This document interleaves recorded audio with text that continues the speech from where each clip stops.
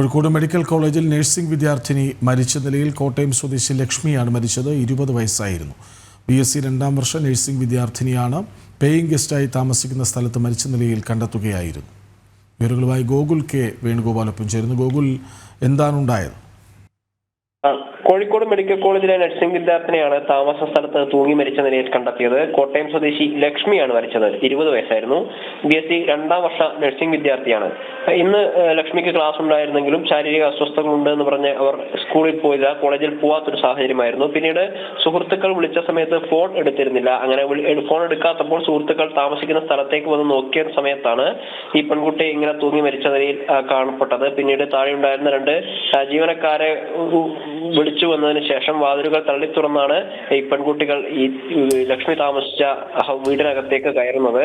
എന്തായാലും medical college പോലെ സ്ഥലത്തെത്തി അന്വേഷണ നടപടികൾ ആരംഭിച്ചിട്ടുണ്ട്, ഇൻക്വസ്റ്റ് നടപടികൾ ആരംഭിച്ചിട്ടുണ്ട്.